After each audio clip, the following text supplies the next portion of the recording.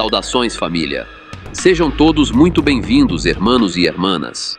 Imagina crescer na sombra de um pai como El Chapo Guzmán e acabar moldando o destino de um império familiar cheio de mistérios e reviravoltas.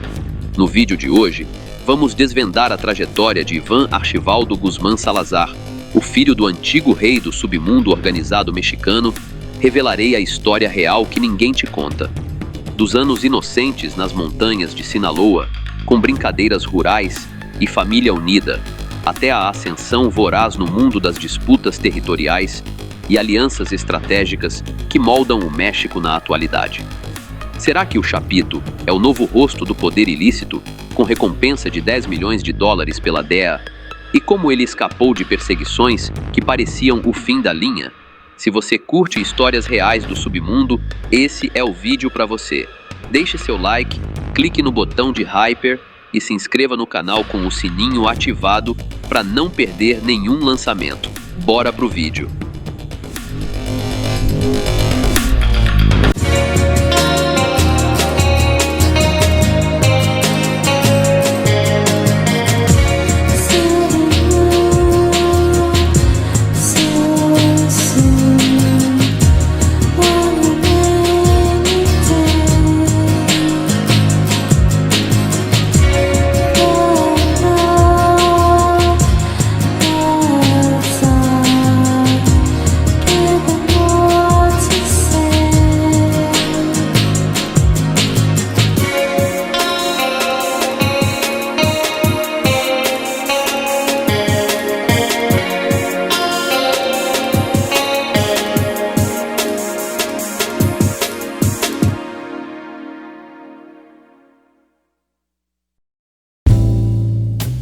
Iván Archivaldo Guzmán Salazar, mais conhecido pelo apelido de Chapito, continua sendo apontado como uma das personalidades mais impactantes no universo do submundo organizado mexicano, liderando ao lado dos irmãos a célula dos Chapitos dentro da estrutura da organização de Sinaloa. Nesta abertura da série, vamos voltar no tempo e explorar os primórdios da vida dele, focando na infância e na família, bem antes de qualquer ligação com o lado sombrio das coisas. Iván Archivaldo Guzmán Salazar veio ao mundo em Culiacán, no estado de Sinaloa, no dia 15 de agosto de 1983. Esse jovem é fruto da união com Alejandrina Maria Salazar Hernández, a primeira companheira de Joaquim El Chapo Guzmán, com quem ele teve mais 3 filhos, a filha Alejandrina Gisele e os meninos César e Jesus Alfredo. Este último, aliás, seria um dos que ajudaria a guiar os passos dos Chapitos mais adiante. Desde a infância e a juventude, ele já respirava o ar de um ambiente marcado pelas sombras do crime organizado, graças à presença marcante do pai, que se destacava como uma peça-chave na rede de Sinaloa desde bem cedo na vida. Logo após a primeira evasão de El Chapo Guzmán do presídio de alta segurança de Puente Grande, no início dos anos 2000, Iván Archivaldo e seus irmãos começaram a se envolver de forma mais direta nas operações familiares, com Iván se destacando logo de cara entre eles. Apesar da pouca idade, ele assumiu posições de maior peso nessa rede complexa, ganhando o apelido de Chapito por trilhar esse caminho controverso desde cedo.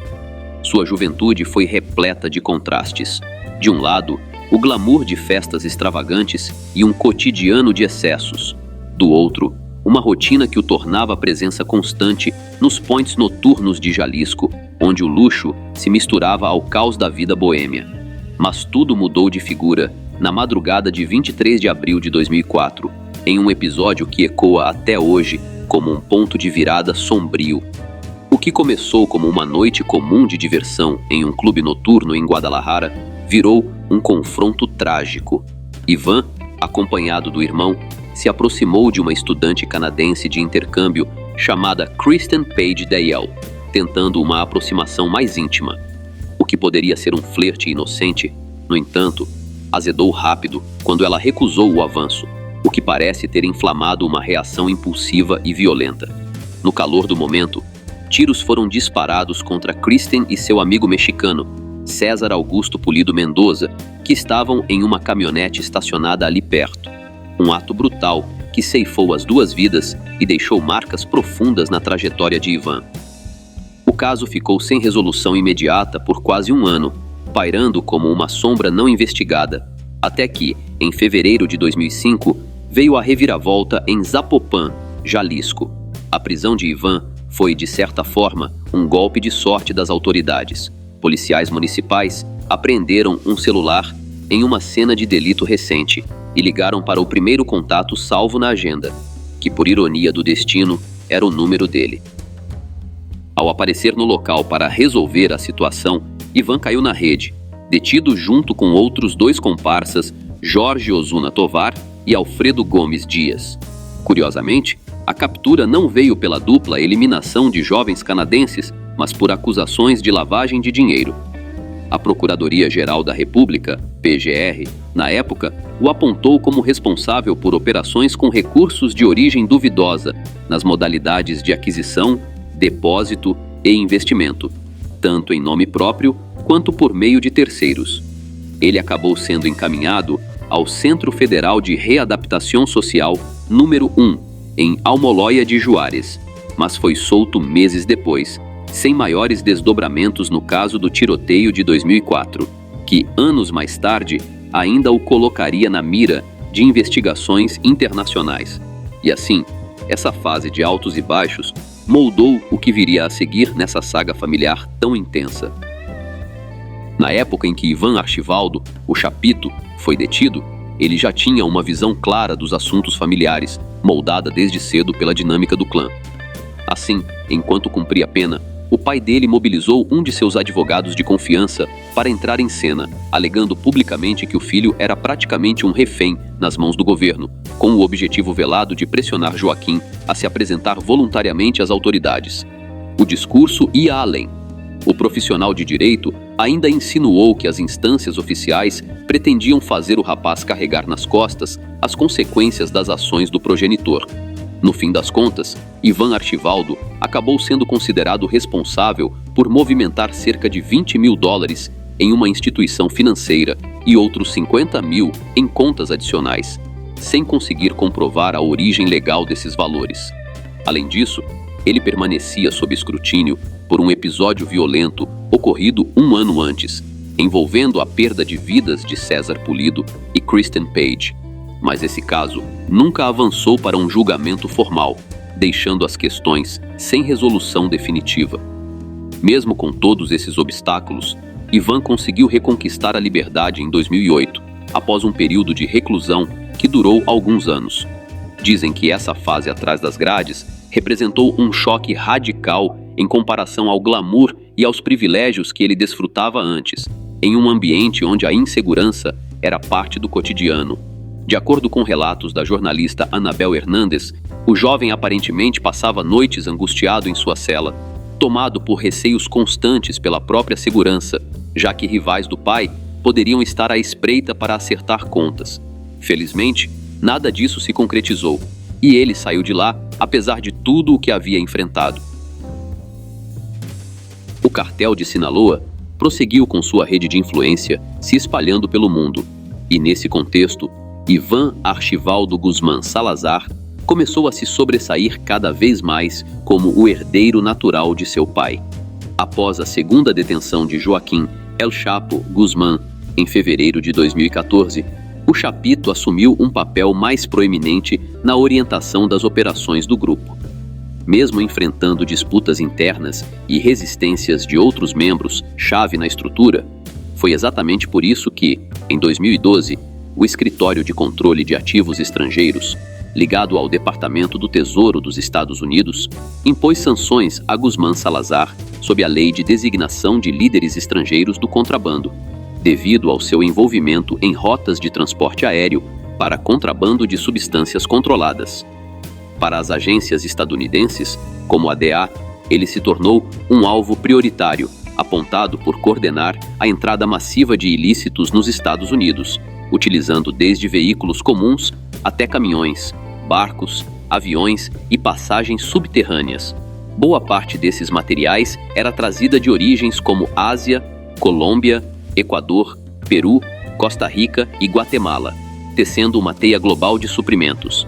Nesse universo, Ivan era reconhecido por codinomes variados como El Chapito, uma referência carinhosa ao pai, além de outros como Tocalo ou El Menor, e até perfis falsos em redes sociais, como o Twitter, ligados a ele, onde circulavam imagens de armas, pilhas de dinheiro, carros de alta cilindrada, viagens exóticas, animais raros e postagens dedicadas ao legado do pai, ao grupo de Sinaloa e até alertas velados a rivais no submundo organizado. Essa visibilidade o colocou no radar das autoridades mexicanas e internacionais como um dos jovens herdeiros de famílias influentes nesse meio, um dos chamados Narco Juniors. Apesar do crescimento notável em Sinaloa, Ivan acumulou adversários perigosos nesse ambiente competitivo, o que culminou em um episódio tenso e inesquecível. Em 15 de agosto de 2015, durante a comemoração de seu próprio aniversário, um grupo armado ligado ao Jalisco Nova Geração invadiu o local e levou os filhos do Chapo em Puerto Vallarta. O ataque aconteceu no exclusivo restaurante La Leche, um point badalado na zona turística, quando mais de 20 homens encapuzados, a serviço de Nemésio Oseguera Cervantes, o El Mencho, interromperam a festa familiar. Imagens captadas por câmeras de segurança que vazaram para a mídia mostram o caos. Cerca de 10 convidados, amigos próximos de Ivan, estavam à mesa principal quando os intrusos entraram com fuzis de grosso calibre, dominando todos os presentes em segundos. Enquanto as mulheres presentes se abrigaram em segurança, os homens foram forçados a se ajoelhar, com armas apontadas diretamente para suas cabeças. Um momento de puro pavor congelado em vídeo. No início, havia dúvida se o próprio Ivan Archivaldo estava no grupo levado, já que o mais visado parecia ser seu irmão Jesus Alfredo, conhecido como Alfredilo, mas logo se confirmou a presença do protagonista dessa história. O incidente desencadeou uma resposta imediata do cartel de Sinaloa, com relatos não oficiais sugerindo que o próprio El Chapo, então preso no presídio de máxima segurança do Altiplano, em Almoloya de Juárez, teria coordenado os esforços de resgate, entrando em contato direto com o líder rival para uma negociação tensa. Vale notar que o filho de El Mencho também estava detido no mesmo complexo prisional, o que elevou a pressão a níveis extremos, com as vidas dos herdeiros de ambos os clãs mais poderosos do México em jogo. 5 dias depois, em 20 de agosto, os chapitos foram libertados ilesos, sem pagamento de resgate confirmado publicamente. Fontes extraoficiais atribuem a intervenção a El Mayo Zambada, que ainda mantinha laços com a ala de El Chapo e ajudou a mediar o acordo. Dizem que a salvação veio por um triz, pois o plano inicial dos raptores era eliminar os rivais a qualquer custo, transformando o que poderia ser uma insanidade em um recuo estratégico que mudou o equilíbrio de forças nessa disputa silenciosa. Com a recaptura final de El Chapo em janeiro de 2016, após uma ousada fuga por túnel que chocou o mundo, Ivan Archivaldo Guzmán Salazar, ao lado dos irmãos conhecidos como os Chapitos, fortaleceu o domínio sobre uma ala influente do cartel de Sinaloa, travando uma disputa acirrada contra Damaso López Nunes, o apelidado de El Licenciado. Esse confronto surgiu porque López também assumira o comando de outra ramificação do grupo, mas os filhos de El Chapo se recusavam a dividir o espaço de liderança, priorizando o controle total da herança familiar. Dessa forma, Ivan e seus irmãos superaram diversos opositores internos, consolidando-se como os herdeiros diretos do pai e preenchendo o vácuo deixado por ele na estrutura do cartel. Como resultado, os Chapitos emergiram como um dos alvos mais prioritários para as autoridades mexicanas e americanas, com sanções impostas pelo Departamento do Tesouro dos DE, em junho de 2025, destacando sua rede de produção e distribuição de substâncias ilícitas, como o fentanil. Essa ascensão os projetou como peças centrais no submundo do submundo organizado, culminando em eventos dramáticos que expuseram as tensões no México. Um dos capítulos mais impactantes dessa era veio a público no chamado Culiacanazo, em 17 de outubro de 2019, quando forças de segurança mexicanas tentaram deter Ovidio Guzmán López, irmão de Ivan, em uma residência em Culiacán, capital de Sinaloa. A operação, mal planejada e executada sob pressão, provocou uma reação imediata e caótica da célula liderada por Ivan Archivaldo. Sicários, bloquearam avenidas com veículos em chamas, efetuaram disparos indiscriminados pelas ruas, aterrorizando a população civil e desafiando abertamente as tropas federais. O confronto resultou em pelo menos 8 quedas, 14 tiroteios com militares, muitos dos quais foram capturados e depois libertados pelos agressores, além de ataques diretos a quartéis do exército. Diante da escalada de violência, que paralisou a cidade e ameaçou uma crise humanitária maior, as autoridades optaram por soltar o vídeo para restaurar a ordem, um episódio que ficou marcado como um dos mais sombrios da história recente do submundo organizado em Sinaloa, expondo as fragilidades do Estado mexicano. Após esse confronto, Iván e os chapitos não recuaram. Ao contrário, intensificaram suas atividades e foram apontados como os principais responsáveis pela distribuição de fentanil nos Estados Unidos, uma crise que, segundo a DEA, gerou centenas de milhões de dólares em lucros para o grupo.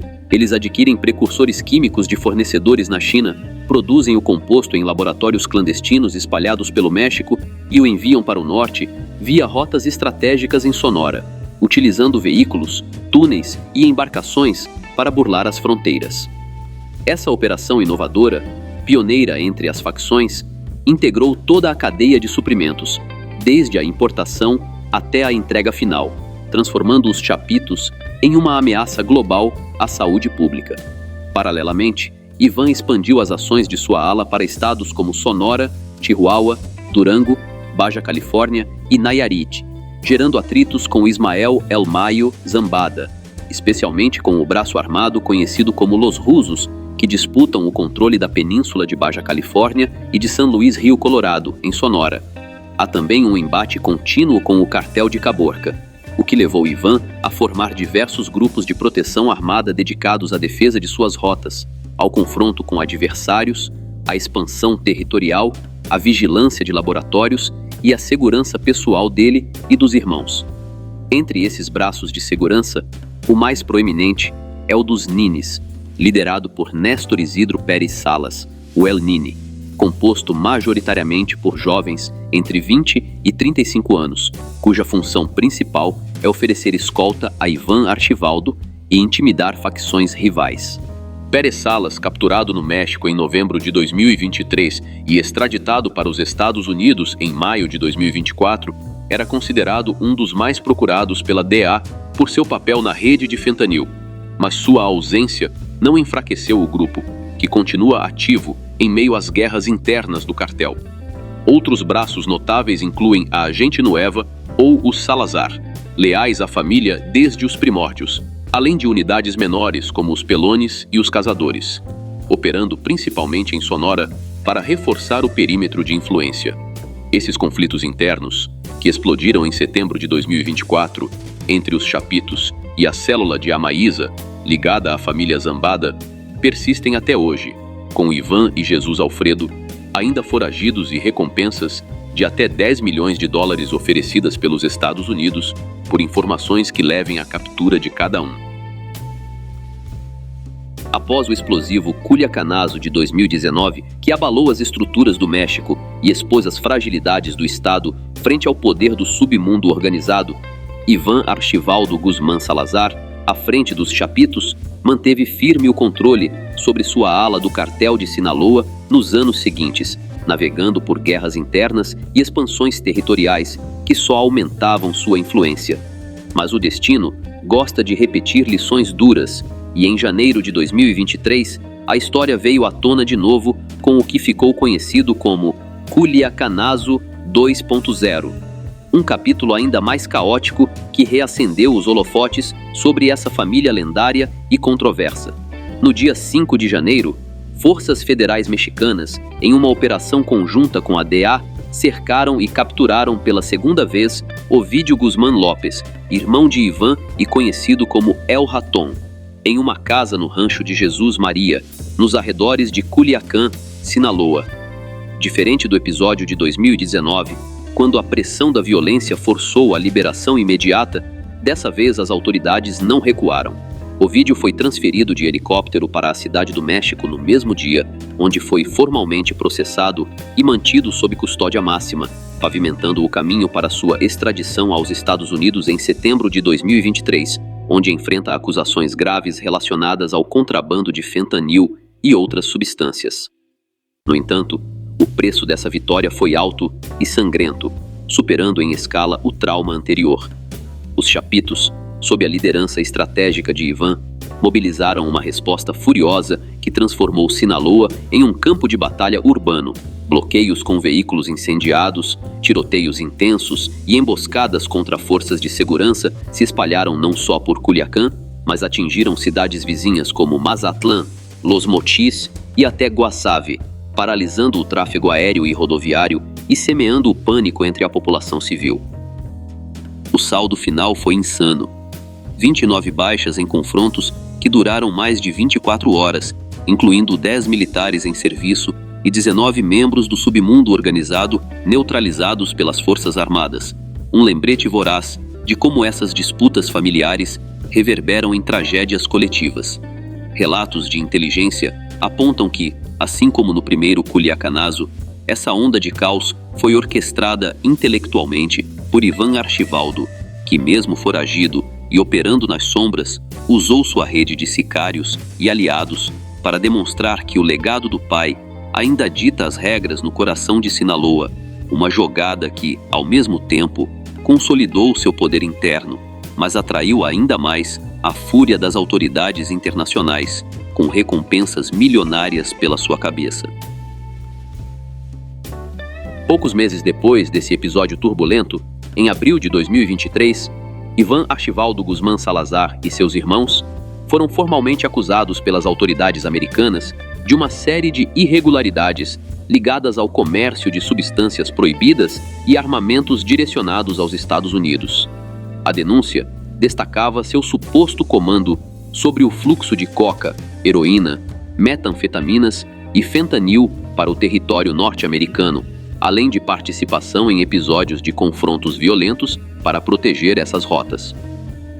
Um ano mais tarde, em agosto de 2024, a mídia explodiu em especulações após relatos iniciais sugerirem a possível prisão de Ivan Archivaldo, gerando um furor que se espalhou por veículos nacionais e internacionais, com a ideia de que uma captura confirmada poderia abalar as bases do submundo organizado no México. Naquele dia exato, eclodiram intensos embates entre células criminosas e as tropas federais mexicanas, com notícias preliminares afirmando que o chefe da rede havia sido detido, mas no fim, tudo se revelou um equívoco, e nosso personagem principal segue foragido até os dias atuais, em outubro de 2025. Por isso, a DEA mantém uma recompensa de $10 milhões por pistas que levem à sua detenção, consolidando-o como o herdeiro mais influente do legado de Joaquín El Chapo Guzmán. No fundo, a trajetória de Archivaldo serve como um alerta sobre os desdobramentos de uma existência marcada por extravagâncias e conflitos, onde o pai se ergueu como uma lenda global no submundo, enquanto o filho lida com o peso de um sobrenome que evoca tanto domínio quanto armadilhas inevitáveis.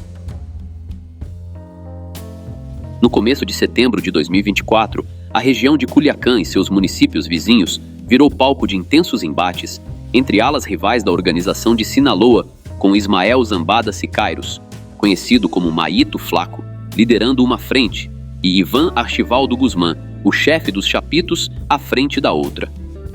No entanto, reportagens recentes apontam que, pouco antes dessa escalada de tensões, houve uma convocação para um encontro crucial. De acordo com fontes jornalísticas, Mayito Flaco organizou uma assembleia importante com sua contraparte, o filho de El Chapo, em um rancho chamado Suviejo, nos arredores de Culiacán. Essa proposta surgiu em um clima de desconfiança crescente, logo após a detenção de El Mayo Zambada, que, segundo relatos, teria sido levado à força para os Estados Unidos por Joaquín Guzmán López, o irmão mais novo de Ivan, que também acabou envolvido em um sequestro similar. Mayito Flaco, ciente do peso que os Chapitos haviam ganhado em Culiacán, onde dominavam as principais vias de escoamento para Sonora e Baja Califórnia, buscou uma manobra diplomática para impedir um choque frontal. Durante o encontro, o líder da ala tradicional sugeriu uma divisão de áreas de influência, permitindo que sua célula assumisse regiões estratégicas, como zonas rurais de Sinaloa e Durango.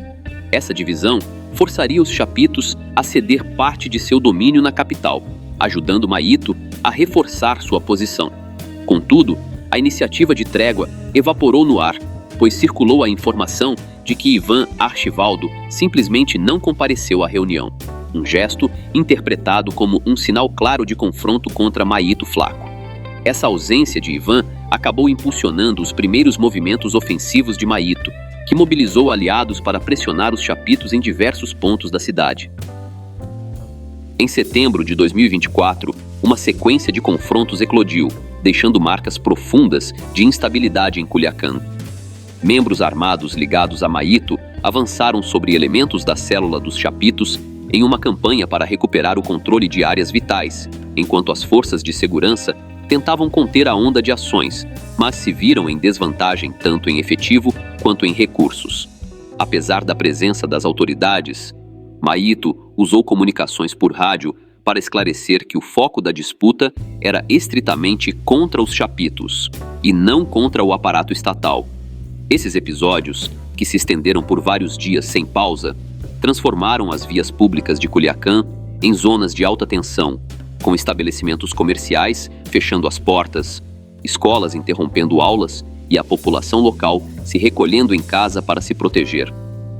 Nessa dinâmica de rivalidades, Maíto Flaco, firme em sua meta de reassumir o protagonismo em Sinaloa, reuniu seus principais parceiros em uma nova cúpula tática, aliando-se ao influente Chapo Isidro, uma união que representou um revés significativo para Ivan Archivaldo e sua turma, dada a expertise militar e os meios à disposição desse novo bloco.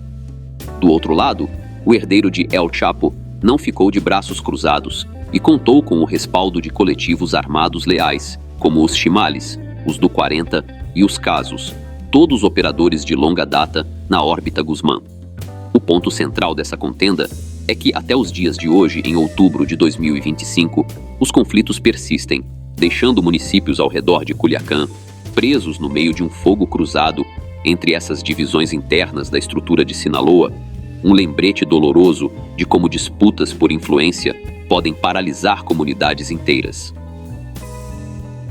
Enquanto as disputas internas pelo domínio das rotas clandestinas fervem em Sinaloa e além, os chapitos deram um passo ousado ao se aproximarem da influente organização Jalisco Nova Geração, formando o que pode ser o embrião de uma coalizão dominante no panorama do submundo organizado nacional, uma jogada que eleva esses herdeiros ao Olimpo do submundo mexicano, preenchendo os vácuos deixados por veteranos como El Mayo Zambada e o próprio El Chapo Guzmán.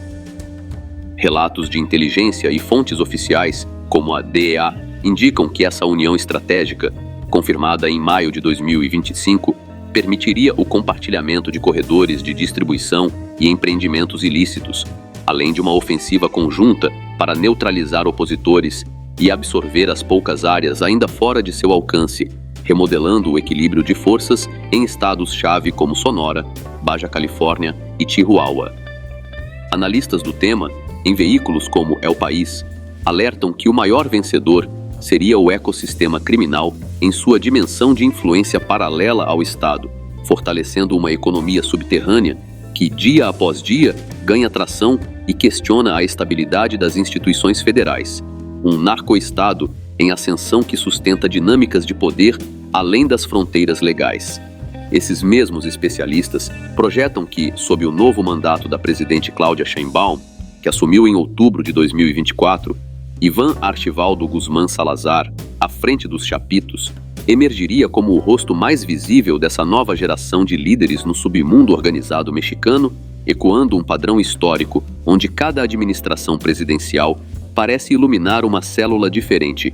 Os chapitos durante o governo de López Obrador, Mencho no de Peña Nieto, Chapo sob Felipe Calderón e Arturo Beltrán Leiva na era de Vicente Fox. Uma década após sua fundação em 2010, o Jalisco Nova Geração se consolidou como a organização mais expansiva do país, com tentáculos em mais de 20 estados, E essa parceria com os Chapitos poderia, enfim, subjugar as resistências remanescentes dentro da organização de Sinaloa, criando uma superestrutura unificada. Há quem especule, inclusive, que tal alinhamento traga uma trégua relativa, potencialmente aliviando a onda de disputas que marcou o México. Afinal, só no mandato de López Obrador, o país registrou cerca de 199 mil quedas, um recorde sombrio que deixou marcas profundas na sociedade. Vale lembrar que 2 dos 4 irmãos Guzmán mais proeminentes, Ovidio, extraditado aos Estados Unidos em 2023 e que se declarou culpado de contrabando em julho de 2025, e Joaquim Júnior estão sob custódia, concentrando as rédeas da célula nas mãos de Iván Archivaldo e seu irmão Jesus Alfredo. Do lado da organização Jalisco Nova Geração, boatos recorrentes sobre o estado de saúde de El Mencho, que sofre de supostos problemas renais graves, conforme relatos da DEA e jornalistas desde 2020, e a ascensão de seus subalternos circulam há meses, mas nenhum deles parece ostentar o mesmo calibre de influência que o nosso protagonista acumula nas sombras. Um boato que circulou por um bom tempo pela imprensa e pelas redes sobre Iván Archivaldo Guzmán envolve uma suposta proximidade afetiva com a artista Belinda, ligada ao filho de El Chapo Guzmán. Essa narrativa ganhou força quando a jornalista Anabel Hernández abordou em seu podcast indícios de uma conexão mais íntima entre a cantora e Iván. As afirmações dela causaram uma verdadeira comoção online, levando a estrela a responder com mensagens sutis em suas postagens. Hernández baseou-se em uma conversa com Dámaso López Serrano, o apelidado de Minilic, ex-integrante de uma célula rival em Sinaloa e adversário dos Chapitos. Nessa troca, embora ele tenha esclarecido que nunca flagrou um encontro direto entre os dois, mencionou que era de conhecimento geral uma amizade bem próxima, evidenciada pelos vários comentários que o herdeiro Guzmán fazia a respeito dela. Além disso, a repórter citou um relatório confidencial de fontes dentro da rede de Sinaloa, que apontava para laços entre essas personalidades. Segundo ela, veio daí o relato de um suposto jantar à luz do pôr do sol à beira-mar, seguido de um presente extravagante, um relógio avaliado em cerca de $200 mil. No entanto, independentemente dos relatos compartilhados nessa entrevista, não há provas concretas que validem essa alegada história romântica entre Belinda e Iván Archivaldo. Diante das insinuações, a artista usou suas redes para refutar veementemente qualquer envolvimento desse tipo. Fora isso, Iván Archivaldo segue sendo visto como uma das personalidades mais influentes e elusivas no cenário das operações ilícitas mexicanas, ocupando o 3º lugar na lista de prioridades da DEA, com uma recompensa de $10 milhões por dicas que levem à sua localização e prisão. Por fim, nosso foco dessa jornada permanece à solta, guiando uma das alas mais impactantes dessa dinâmica complexa no país, impulsionando disputas territoriais em prol de maior influência.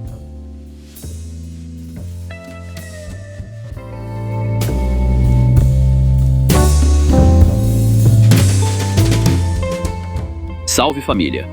Chegamos ao fim dessa jornada insana pela vida de Iván Archivaldo Guzmán Salazar, um cara que transformou a sombra do pai em um império de reviravoltas, disputas e mistérios que ainda ecoam pelo México. De garoto nas montanhas de Sinaloa, a líder foragido com $10 milhões por sua cabeça, essa história prova que o legado familiar pode ser tanto uma coroa quanto uma maldição. O que vocês acham? Ele vai dominar tudo ou o destino vai dar um checkmate? Me conta nos comentários. Se você curtiu essa saga real que parece roteiro de série, não esquece de dar aquele like, compartilhar e se inscrever no canal agora mesmo para não perder o próximo episódio. Considere também virar membro do canal para acessar conteúdos exclusivos. Até a próxima!